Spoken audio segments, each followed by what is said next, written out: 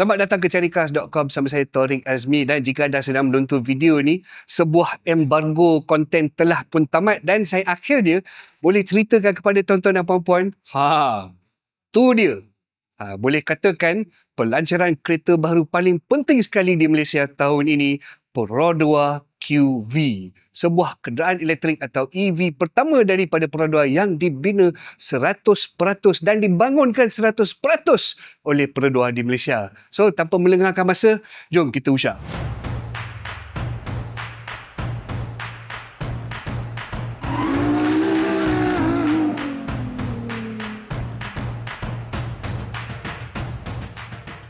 Okey, sebelum kita kupas design visual Perodua QV ni, jom kita bincang pasal nama dia. So, anda akan perasan ia di-type dan di-eja sebagai QV-E, tetapi saya diberitahu oleh Perodua cara sebutan dia sebenarnya adalah QV sahaja. Jangan silap ya. Okey, tuan-tuan dan puan-puan, sekali pandang Perodua QV ni, anda boleh lihat desain dia sangat tajam, sangat ranggi, dan ia adalah sebuah crossover SUV dengan bentuk badan sportback kat belakang ni. Memang sporty habis lah. Nak senang cerita, dari jauh dia mirip seakan-akan sebuah baby Toyota CHR. Dan jika anda melihat dengan lebih teliti, memang sah Perodua tak main-main dengan desain kali ni. Lihatlah betapa premium rupa depan dia ni dengan lampu LED penuh siap dengan light bar memanjang kat depan ni. Memang cantik, lawa habis. Dan di bahagian sisi pula, tengok tu. Memang tak main-main lah Perodua. QV ni guna rim 18 inci design aerodynamic Duitona.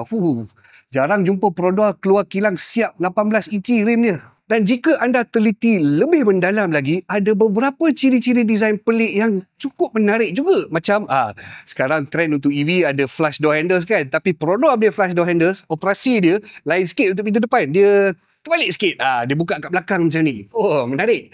Dan kalau tak silap saya, inilah kali pertama Perodua telah melengkapkan sebuah model dengan door handle belakang yang tersorok macam ni, ala-ala CHR juga. So, sangat menarik. Apa yang menarik juga berada di profil belakang QV ni, di mana anda boleh lihat tailgate dia sangatlah cekap dan very clean and neat lah.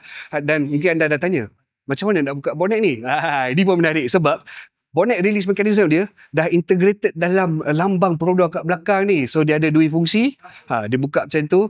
Minta maaf, tiada power tailgate, tetapi saya pasti tidak ada ramai yang akan komplain sebab tak ada power tailgate, sebab bonnet boot belakang ni, ruang dia cukup besar dan memuaskan dan praktikal. Okey, ala-ala kita ada kat belakang ni, ada juga ciri-ciri lain yang cukup menarik, termasuklah full width LED light bar ni yang mencantumkan lampu belakang dengan desain yang saya pasti ramai peminat JDM rasa, macam pernah tengok, tapi lawa. Lagi satu ciri yang cukup menarik, spoiler belakang ni, cara dia di-integrated dengan badan memang cantik, dan juga third brake light ni. Memang pelik tapi menarik. Tahniah kepada Perodua. Overall, pada pandangan saya, desain QV ni cukup ranggi, cukup menarik, dan saya pasti sudah ramai tertawan. Tetapi, apa pandangan tuan-tuan dan puan-puan? Beri pandangan anda di ruang komen di bawah. Okey, disebabkan saya kesuntukan masa, saya akan cepat-cepat kupas pasal interior QV ni sebab dia sangat menarik, dan beberapa highlight menarik ni termasuklah kualiti binaan dia ni. Memang tidak rasa seakan-akan sebuah kereta murahan. Pada pandangan saya, Perodua dah naik up market lah dengan desain dan pembinaan kabin QV ni. Ini memang sah bila anda lihat kelengkapan seperti paparan digital untuk meter dan juga infotainment. Infotainment paling penting, lengkap dengan wireless Apple CarPlay dan Android Auto.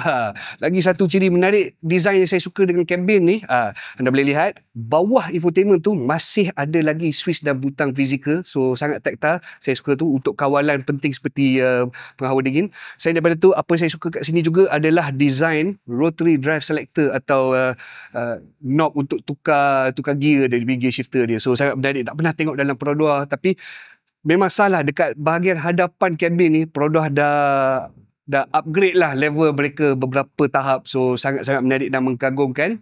Tapi untuk bahagian belakang kabin ni pula, dia macam sikit sebab ini datangnya daripada design sportback ni. So, ruang kepala kecil sikit lah malang dia. Tetapi saya pasti peminat-peminat design sebegini dah faham lah, kalau dah rupa dia macam ni, dapatlah macam ni. Tetapi overall, tidaklah terlalu it's not too uncomfortable dan masih boleh diterima lagi. Dan overall secara armnya, design luaran dan dalam Perodua QV ni cukup menakjubkan dan sangat mengagumkan. Apa di sebalik rupa cantik EV ini? Pertama sekali, Perodua telah bekerjasama dengan Magnas Tyre, sebuah nama industri terkemuka global untuk rekaan dan kejuruteraan platform. Ya, inilah betapa seriusnya Perodua dalam misinya untuk bangunkan EV pertama mereka. Beralih ke tren kuasa, Perodua telah memilih setup motor elektrik hadapan yang menjana 204 PS dan 285 Nm daya torque. Kesemuanya memacu roda hadapan dan membolehkan pecutan 0 ke 100 km sejam hanya dalam 7.5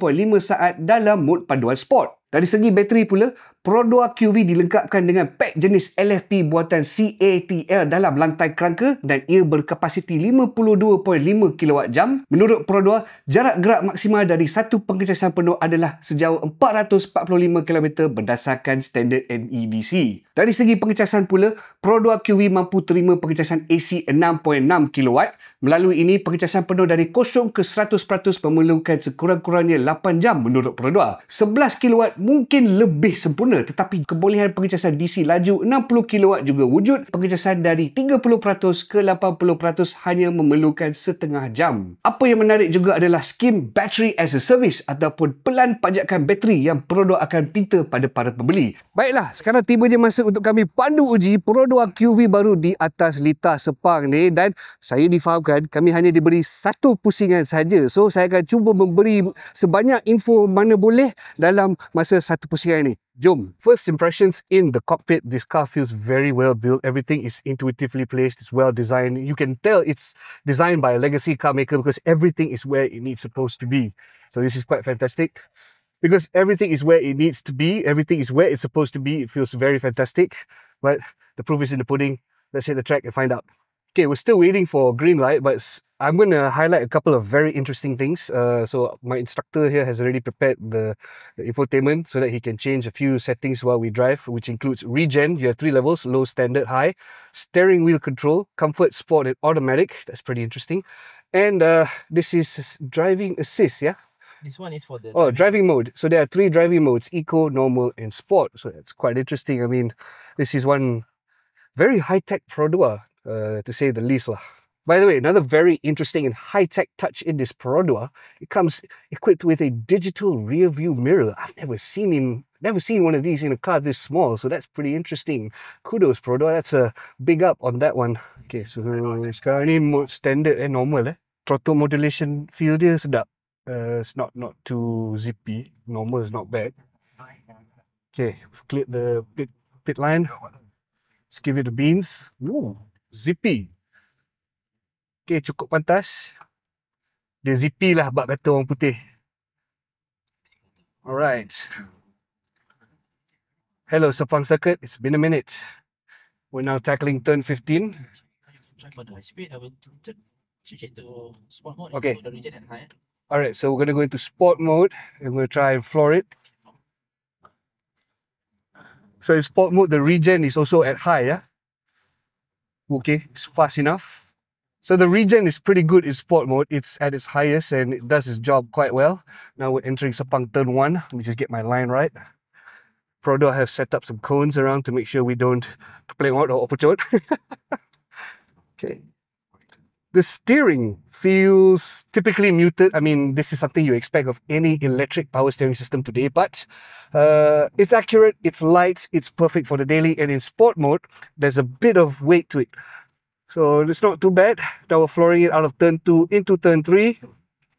Wow, chassis stability is not bad. It's rigid enough. It's rigid enough. There's enough communication coming to me from the chassis. So this is pretty interesting. I mean, did you expect anything less from a partner like Magnas Tyre? And now we're entering turn 4. The regen is very, very strong. I mean, you can feel it immediately when you lift off, even from highway speeds. So quite interesting. So that should be good for hypermilers. Okay, now we just exited turn 4, going into turn 5. I'm lifting off. We'll take a slightly wider line here. But overall, this car's chassis feels very, very good. And I think what will surprise many people who are going to test drive this car in the showroom soon is just how quiet it is for Perodua. It's extremely quiet, very silent. I mean, Well, it's an EV. There's no combustion engine making all the rattles and whatnot. I mean, some people enjoy those sensations, but this is the sound of the future, folks. You know, into my favorite part of Sepang, 7 and 8. So now later we get into the slalom. Okay. All right, now we're going to try a slalom course. Rolling, eh? All right. Right. And as I said earlier, the chassis agility is respectably good. It feels very solid, and it's the kind of solid that can only come from a legacy car maker. So kudos, Perodua, you chose the right partner definitely to build a chassis with. Perodua QV ni is where many of us expect it to be. So this is a testament to Perodua's efforts as a car company and in terms of engineering as well. Well done. Dan tu dia tuan-tuan dan puan-puan, anda dah lihat dan dengar sendiri daripada Perodua dan juga Perdana Menteri kita. Perodua QV berharga RM80,000 tanpa insurans dan sebelum termasuk kos bateri. Bincang pasal kos pajak bateri, ia berharga sebanyak RM275 sebulan. Kami akan ada butiran lanjut untuk pajakan bateri tersebut dan juga butiran tentang pasca jualan dan waranti di carikas.com/news tidak lama lagi. Buat masa sekarang, apa pandangan tuan-tuan dan puan-puan tentang EV pertama daripada Perodua? Beri pandangan anda di ruang komen di bawah.